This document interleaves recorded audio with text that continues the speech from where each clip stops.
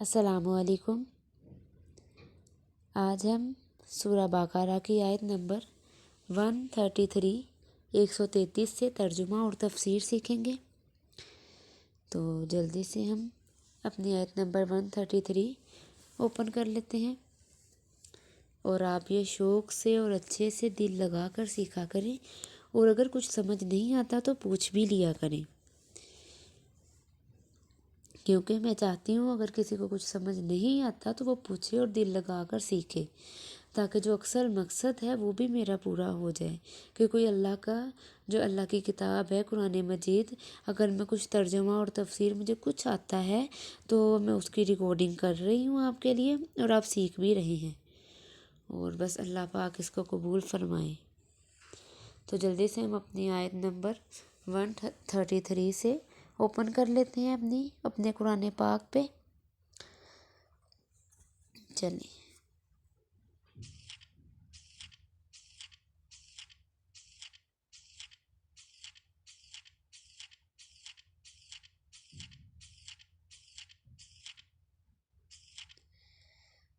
جی۔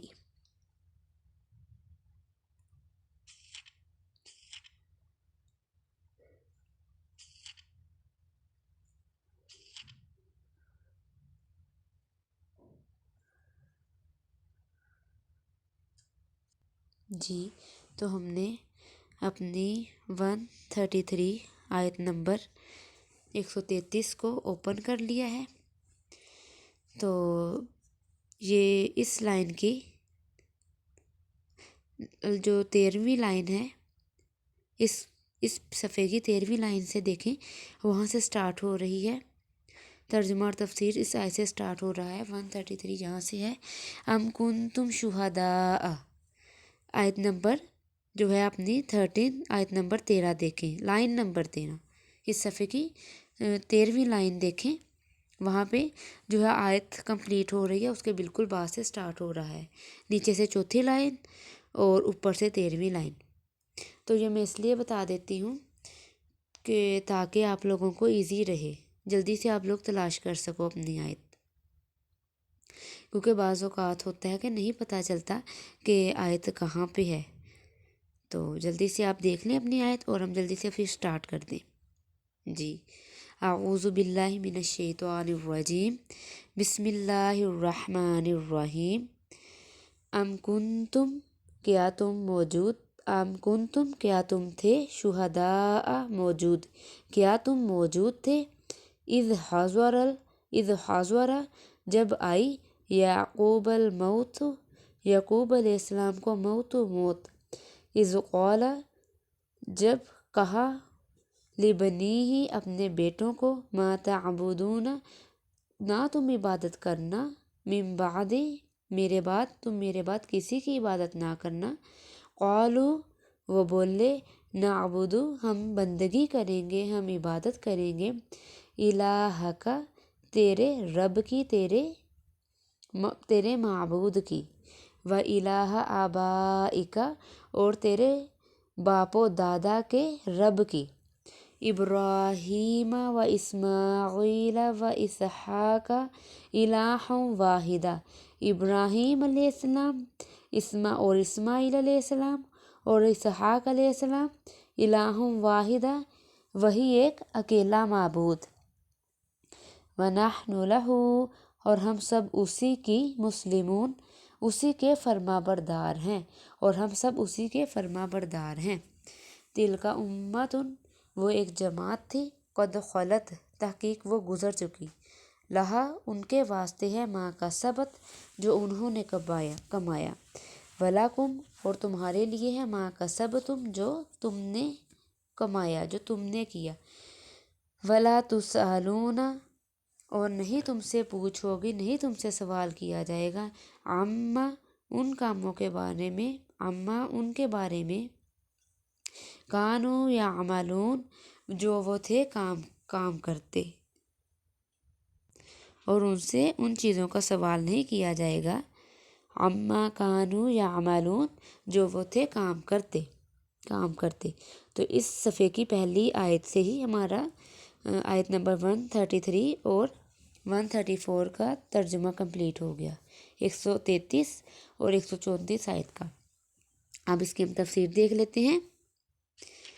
کہ کیا تم لوگ کسی معتبر صحیح نقل سے دعویٰ مذکور کرتے ہو، یا تم خود اس وقت موجود تھے جس وقت یعقوب علیہ السلام کا آخری وقت آیا، اور جس وقت انہوں نے اپنے بیٹوں سے تجدید معاہدہ کے لیے پوچھا کہ تم لوگ میرے مرنے کے بعد کس چیز کی پرستش کرو گے؟ انہوں نے بالاتفاق جواب دیا کہ ہم اس ذات پاک کی پرستش، اس کی عبادت کریں گے جس کی آپ اور آپ کے بزرگ حضرت ابراہیم و اسماعیل و اسحاق علیہ السلام پرستش کرتے تھے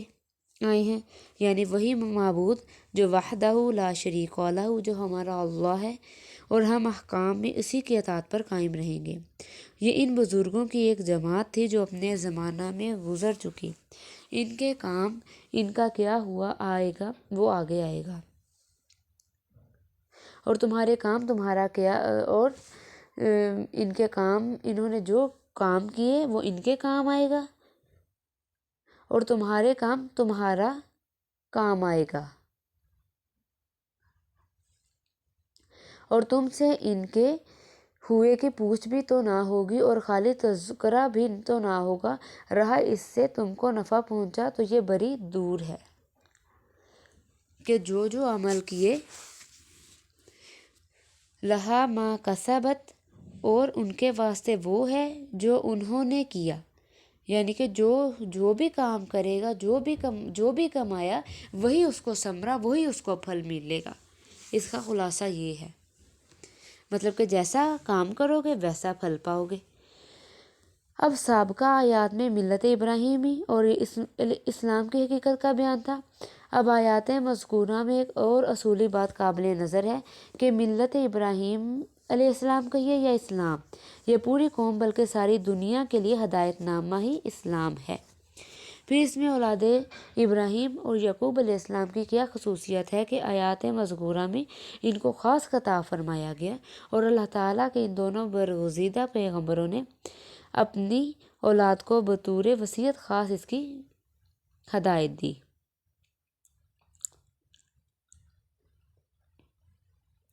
اس سے یہ معلوم ہوا کہ اولاد کی محبت اور ان کی بھلائی کی فکر مقام رسالت و نبوت بلکہ مقام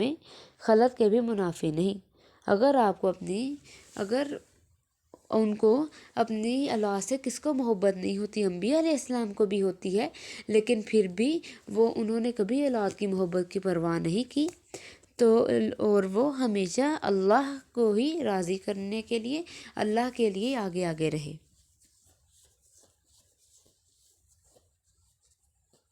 اور ابراہیم علیہ السلام اپنے رب کا ایک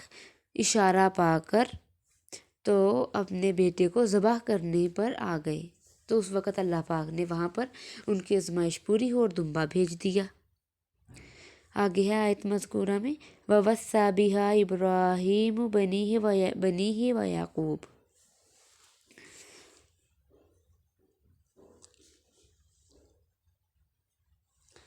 جی، اور اس کا یہی مطلب ہے، اور آیت اِذْ حَضَرَ يَعْقُوبَ الْمَوْتُ إِذْ قَالَ لِبَنِيهِ مَا تَعْبُدُونَ مِن بَعْدِي، کہ جب یعقوب علیہ السلام کو موت کا وقت آ گیا تو اپنے بیٹوں کو نصیحت کی کہ میرے بعد اللہ کے علاوہ کسی کی عبادت نہ کرنا، اور دنیا کی جتنی چیزیں ہیں وہ فانی اور ذلیل چیزیں ہیں، اور تم جو ہے اصلی جو دولت ہے ایمان اور عمل صالح یا اسلام کی ہے، اور اسی کو ہمیشہ ماننا۔ جس طرح عام انسان اپنی موت کے وقت یہ چاہتے ہیں کہ جو بڑی سے بڑی دولت ان کے پاس ہے وہ اولاد کو دے جائیں، تو اسی طرح یعقوب علیہ السلام کے پاس بھی جو دولت تھی وہ دین اسلام کی تھی، تو وہی دے گئیں۔ اب اگر کسی کے پاس کوئی تاجر ہے تو اس کے پاس کوئی فیکٹریاں ہو، امپورٹ کا کام ہو یا ایکسپورٹ جو بھی ہو، تو وہ لائسنس ملے تو وہ اپنے اولاد کو دے جاتے ہیں۔ اسی لیے جو انبیاء کی وراثت ہوتی ہے وہ ان کا دین و مذہب ہوتا ہے، وہ اس کی وصیت اپنی اولاد کو کر کے جاتے ہیں۔ اسی طرح انبیاء علیہ السلام اور ان کے متعاون اولیاء کی سب سے بڑی خواہش ہوتی ہے کہ وہ جو چیز لازوال ہے، جو دائمی ہے، ان پر ہی ان کی اولاد بھی قائم رہے۔ اب انبیاء علیہ السلام کے اس طرز خاص میں عام انسانوں کے لیے بھی یہ ہدایت ہے کہ وہ جس طرح ان کی دنیاوی پرورش اور ان کے دنیاوی آرام و راحت کا انتظام کرتے ہیں، اسی طرح بلکہ اس سے زیادہ ان پر لازم ہے کہ اولاد کی نظر ان کی عملی اور اخلاقی تربیت بھی کریں، اور اولاد کی سچی محبت اور اصل خیر خواہی ہی یہی ہے۔ یہ کوئی عقل کی بات نہیں کہ انسان اپنے بچے کو دھوپ کی گرمی سے بچانے کے لیے تو ساری توانائی خرچ کرے اور دائمی آگ جو جہنم کی آگ ہے اس سے بچانے کی طرف دھیان ہی نہ دے۔ اب انبیاء علیہ السلام کی اس طرز عمل سے ایک اصولی بات یہ معلوم ہوئی کہ والدین کا فرض اور اولاد کا حق ہے کہ سب سے پہلے ان کی اصلاح اور فلاح ہو، اور وہ جو صحیح راستہ دین ہے اس کی طرف چلیں، اور رسول اللہ صلی اللہ علیہ وآلہ وسلم جو ساری دنیا کے رسول ہیں اور جن کی ہدایت قیامت تک آنے والی نسلوں کے لیے عام ہے، آپ صلی اللہ علیہ وآلہ وسلم کو بھی سب سے پہلے اس کا حکم دیا گیا کہ وَأَنذِرْ عَشِيرَتَكَ الْأَقْرَبِينَ، اور اپنے قریبی رشتہ داروں کو اللہ کے عذاب سے ڈراؤ۔ اور ایک جو تیسری حکمت یہ بھی ہے کہ جب تک کسی شخص کے اہل و عیال اور قریبی خاندان اس کے نظریات اور عملی پروگرام میں اس کا ساتھی اور ہم رنگ نہیں ہوتا تو اس کی تعلیم اور تبلیغ دوسروں پر بھی اتنی مؤثر نہیں ہوتی۔ یہی وجہ ہے کہ نبی کریم صلی اللہ علیہ وآلہ وسلم کی تبلیغ کے جواب میں ابتدائی اسلام کے وقت عام لوگوں کا یہ جواب ہوتا تھا کہ پہلے اپنے خاندان قریش کو تو آپ صلی اللہ علیہ وآلہ وسلم درست کر لیں، پھر ہماری خبر لیں، اور جب خاندان آپ صلی اللہ علیہ وآلہ وسلم کا اسلام میں پھیل گیا اور فتح مکہ کے وقت اس کی تکمیل ہوئی تو اس کا نتیجہ قرآن کے الفاظ میں یہ ظاہر ہوا یدخلون فی دین اللہ افواجا، یعنی لوگ اللہ کے دین میں فوج در فوج داخل ہوں گے۔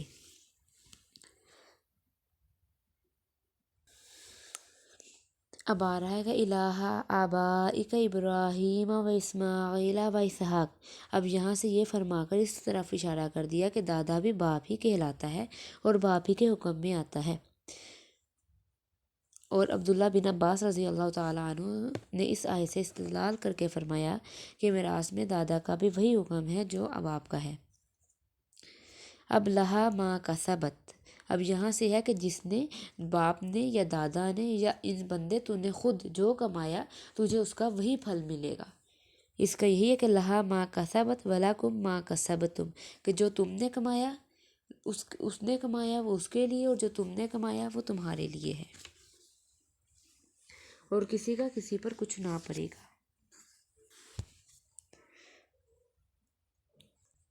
اور قرآن کریم میں بھی ایک جگہ ارشاد ہے جس کا ترجمہ یہ ہے وَلَا تَكْسِبُ كُلُّ نَفْسٍ إِلَّا عَلَيْهَا، اور ہے کہ وَلَا تَزِرُ وَازِرَةٌ وِزْرَ أُخْرَىٰ،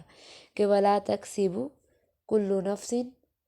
اور نہیں کمائے گی کوئی جان، ہر ایک نفس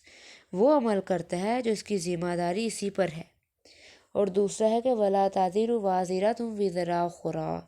کسی کا بوجھ قیامت کے روز کوئی دوسرا نہیں اٹھا سکے گا، اور کوئی نہیں اٹھائے گا، اپنا بوجھ خود ہی اٹھانا پڑے گا۔ جیسے کہ رسول اللہ صلی اللہ علیہ وآلہ وسلم نے فرمایا اے بنی ہاشم، ایسا نہ ہو کہ قیامت کے روز اور لوگ تو اپنے اپنے اعمال صالحہ لے کر آئیں اور تم اعمال